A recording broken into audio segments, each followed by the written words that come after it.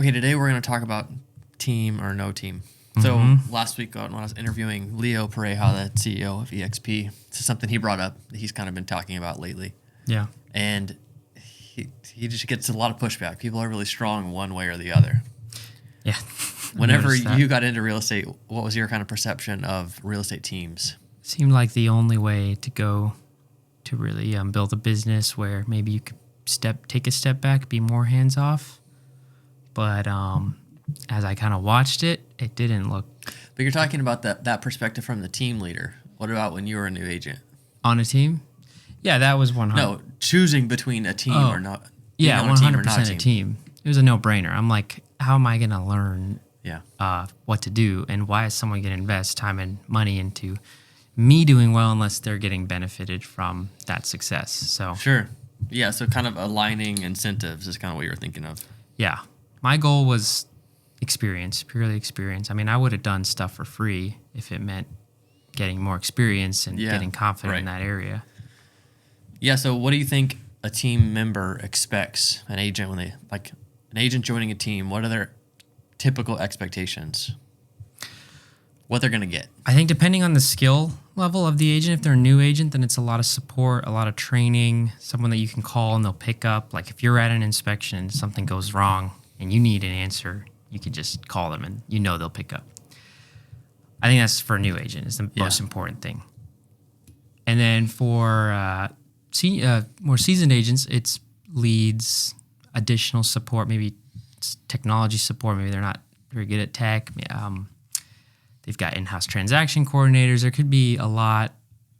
Some seasoned agents, they only close maybe 4 or 5 deals every 6 months. Maybe they want to just keep their costs low. So that's the thing too. Is Sure. a team can pay to have all these resources and for so many members that it's cost effective. So I think, some teams, they offer opportunity. If the team leader is bringing in a lot of listings, there's a lot of opportunity to host open houses. There's a lot of opportunity to work on listings, even if you're not the primary agent, to get that kind of experience.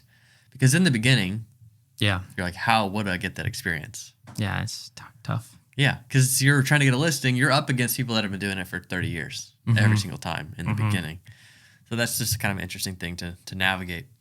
You brought up the word support. And Leo, when I mentioned this word too, he's like, that's the magic word. Everyone wants, they want the place with the most support.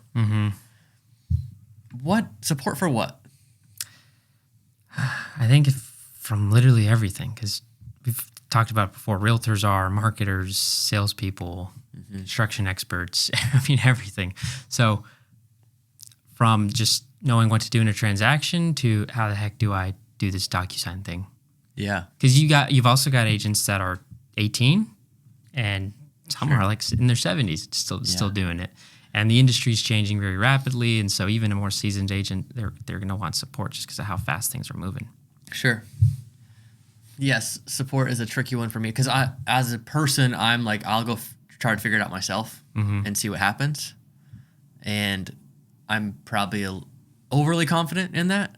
My wife might say arrogant. I'm just going to go figure it out myself. And I naturally assume I can figure it out on my own. Yeah. And not that other people don't do that, but they sometimes just need a bit more help. Go down this trail, not this trail. And I'm even seeing that with agents that have been in it a few years that are looking to grow. Yeah. Okay, you want to do this thing? Great. Stop doing this thing. Like some of it's just that. And so that's a fun thing, a fun way we get to support our agents. It is because I think people, when they get into real estate, they look at it very differently from like what it's going to look like. And then what it is in actuality is totally different. And then you're like, I was expecting this. What do I do? How do I do it? So joining a team is great. Yeah. In that sense.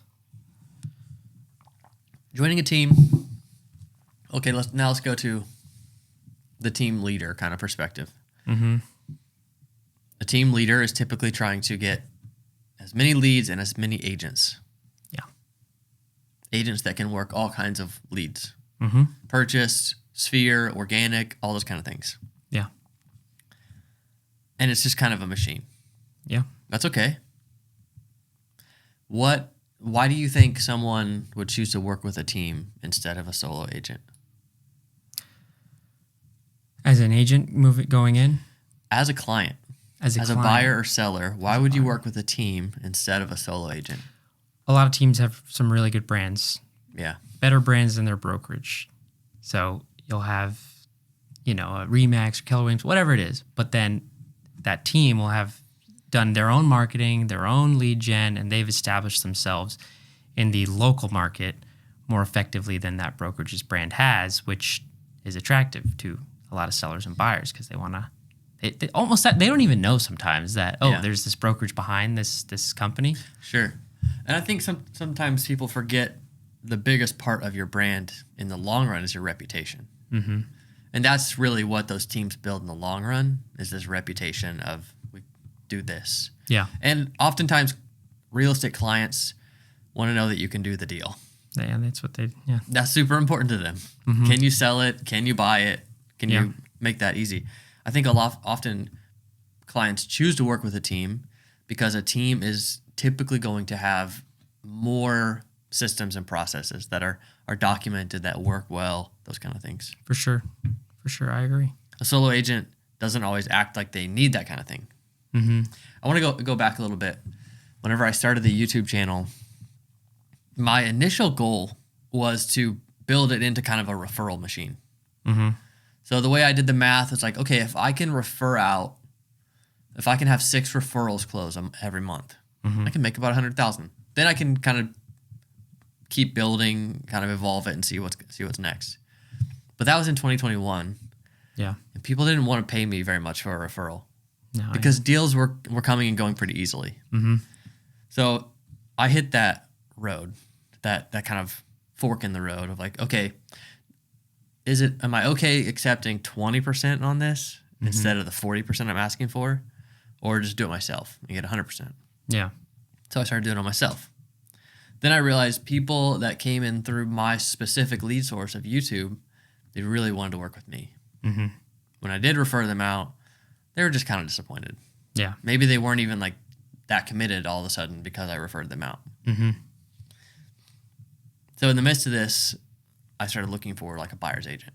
Yeah. So Ben started working with me. And then it's like, do we build this into a team or not? I actually talked to a friend, Shelby, who used to have a big team. Mm-hmm. And when I talked to her about it, she's like, why not just build a team? And I'm like, because I don't want to be a team leader.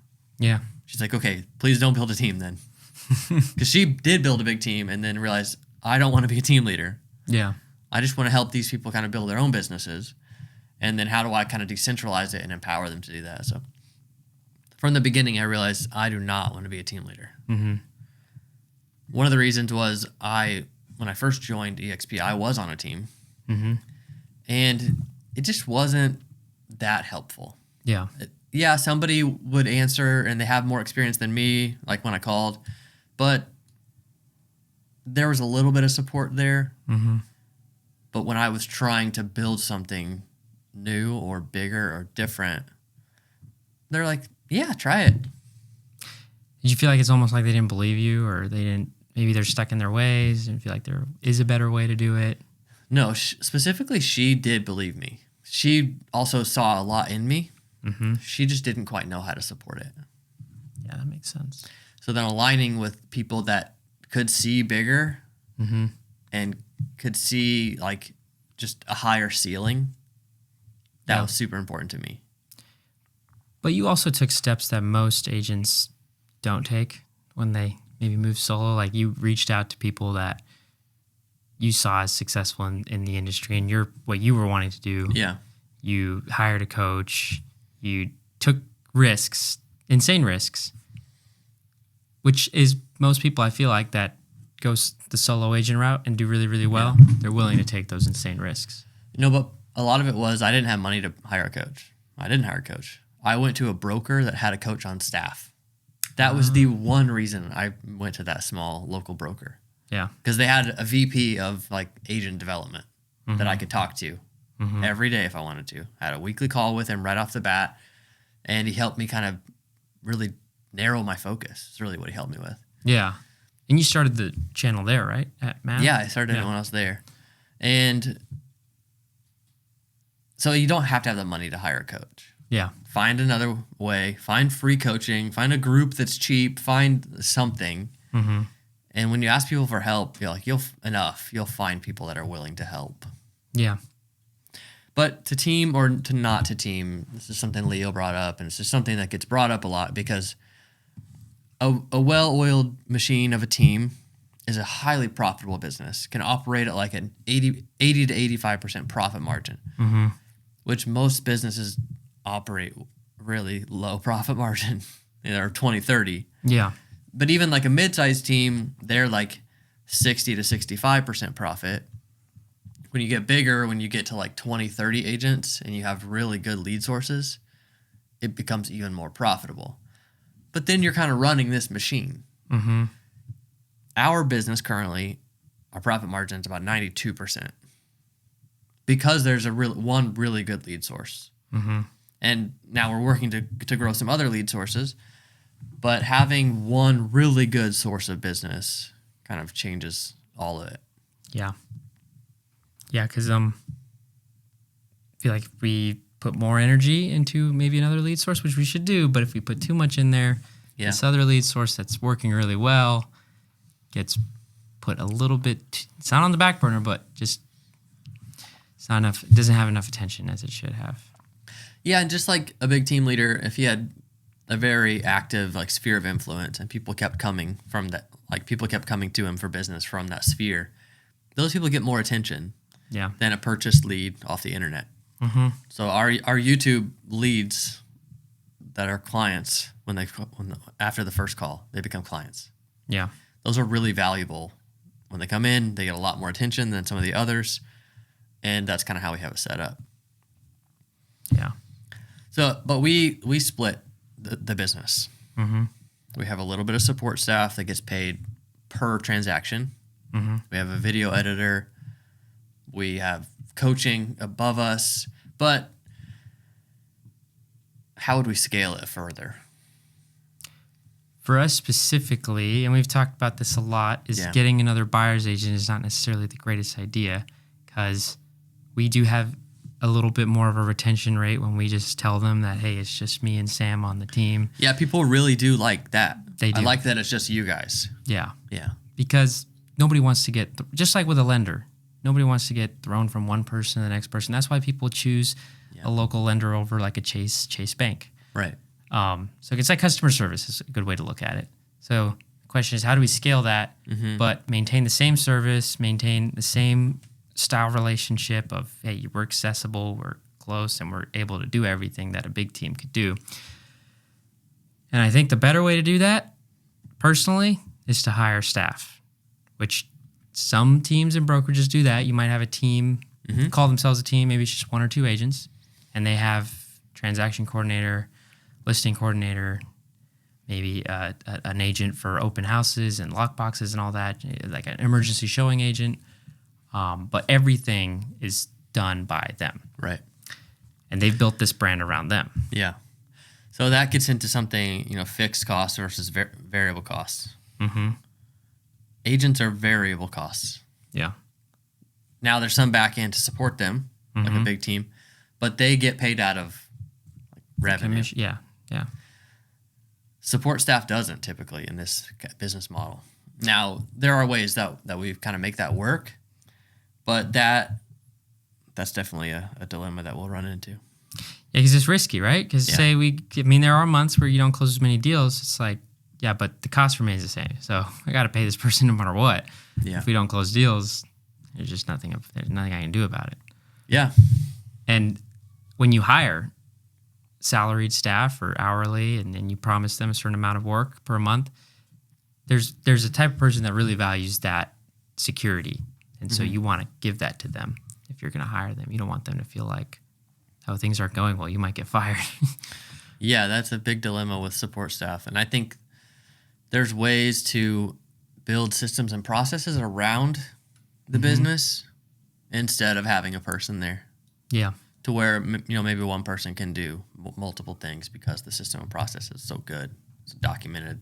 I agree. Easily understood, easily explained. Yeah. So I think that's definitely where we can stand to grow. We can, yeah. in the way we document all those things. For sure. And there's a lot of companies now that operate at, like, they almost are, like, they fill a whole job position just by leveraging them. Like, we don't have a photographer, but we've got a guy we hire per listing. He does a great job. Yeah. We don't have, like, all the systems and processes. They're all stuff that we pay for, but they work. They do. Cool.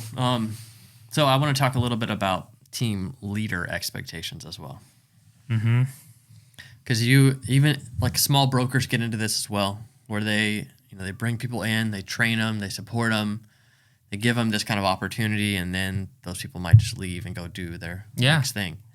So there's this like balance that team members often stay at, where they're closing, between $5 million and $12 million a year. Yeah. Once they go beyond that, then it's like, maybe I should just go do this myself. Which, why wouldn't they? There's probably some reasons. Yeah. They want some constant like trickle of new leads that the team provides, or they have, they like feeling like they're part of a team. Some people just want that feeling. Like, I want to feel like I have an office to go to and people that I'm working with, people that I'm kind of in it with. Mm-hmm. But I think it's going to get harder and harder to retain those people without eating into that profit margin, giving the team members more of the money. Which a lot of teams will do that. They're like, you've been with us for a long time. We are going to get you a better and better commission break every time. Yeah. And depending on the team, though, it really depends on the person, the team. There's all types in real estate. Some people really want to feel like something's their own, so they're going to go no matter what. Some people love supporting. They'll stick around. Yeah. Some people realize they love systems and processes, but they hate doing real estate. They hate the variableness of it. They'd want to go work for somebody who's going to pay them a fixed salary. Yeah.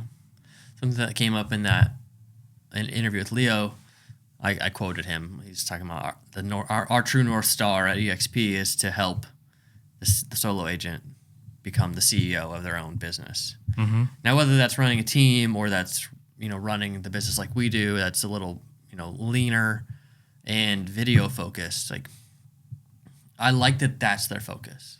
Yeah. Like, no, become the CEO of your own thing, even if that thing is $10 million a year or $100 million a year.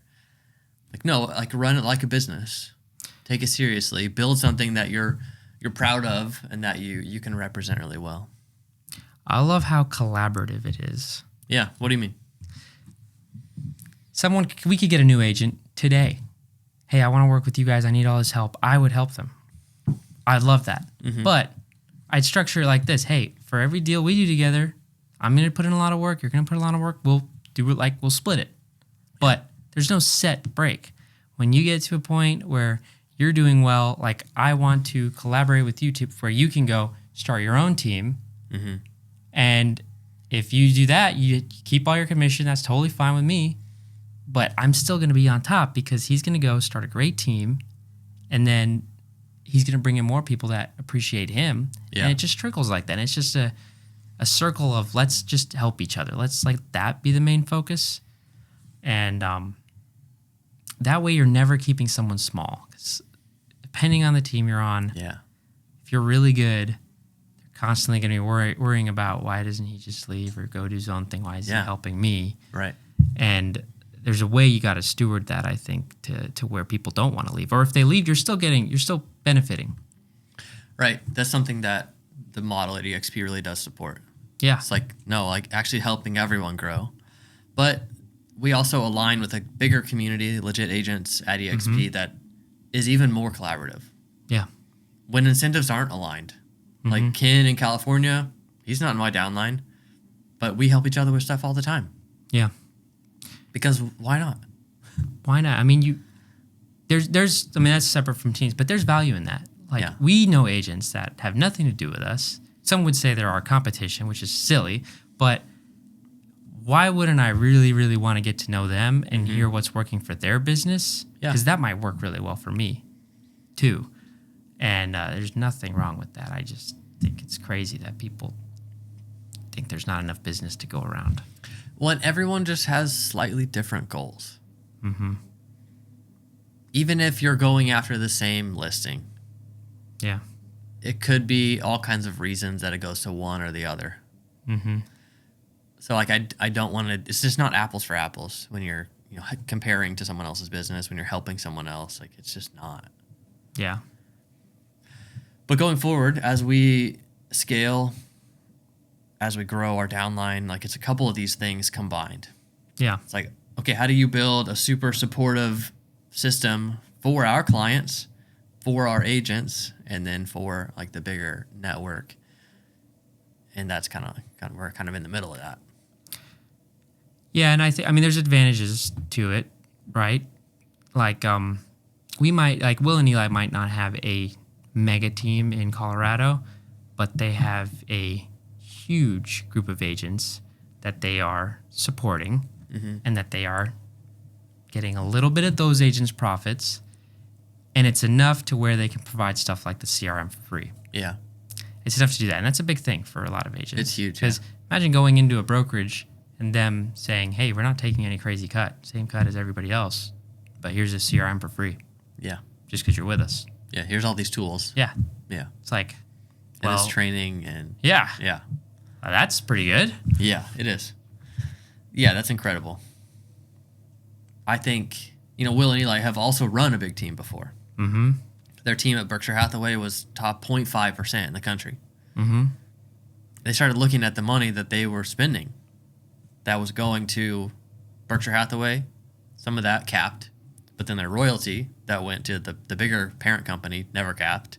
Yeah. And so they just looked at the actual dollar amount at the end of one of the years, and it was like $300,000 or something that they paid into the brokerage. Mm-hmm. They realized like, oh, wow, we could pay $30,000 somewhere else. Yeah. Into the brokerage. And like, why wouldn't we go do that? Why wouldn't they? And EXP is a great place for that. It is. You can do it however you want to do it. Yeah. You want to find somebody that you like here and split deals with them because you need leads? That's fine. Yeah. You don't have to join their team. Right. You could do it on a per deal basis. Hey, when you give me a deal, I'll do that. And then when I get a deal, I'll do this. Yeah. We don't have an actual even written agreement about that. No. Yeah. We don't have a team. Nope. But there's even ways at EXP to where we could have a self-organized team that doesn't have like a required split or things like that. Yeah. There's a lot of ways that they make that accessible, and that they make teams really. They allow team leaders to build the team how they want. Which is great, because even on a big team, like a standard classic real estate team, Yeah. with a normal split, your mom's gonna buy a house at some point, or your sister's gonna buy a house. Like, Yeah. you should get that whole commission. Why? You know what I mean? Unless they're helping you, like, you should get it. Yeah. If you're buying a house yourself, you should get it. So, I love how collaborative EXP is, even in that sense. Yeah, and I think I feel that sense of collaboration even outside of EXP, just because I am willing to help. Yeah. And so that's something I would encourage agents. Like, no, just find other agents that you can help and that are willing to help you. And maybe you work together in the future, maybe you don't. It doesn't really matter. That's not the point. Yeah. The point is the culture that you're building, the brand that you're building, the reputation that you're building, because that's what really lasts in all this. Yeah. There was a book I read a long time ago. I don't even remember who it was, but my one takeaway from that book was he said, most people think it's crazy that I'm giving you all the knowledge and all the insight that helped me become a multi-billionaire for free in this book, but I've gotten to the point in my life where making more money isn't the most important thing. It's sharing all this knowledge I have and feeling good about myself that way. Yeah. That I'm helping other people do something. And I think there's a lot of agents out there that are very much like that. They have a lot of experience, a lot that they've built. Yeah. And they would just love it if somebody took genuine interest in what they've done and like had a heart that wanted to learn. Yeah, and like it's okay to identify that I'm doing this because it feels good. That's fine. Yeah. I'm helping people because I'm satisfied when I do that. Yeah. It's great. I love that they love me. Yeah. It's totally fine to do that. Totally fine.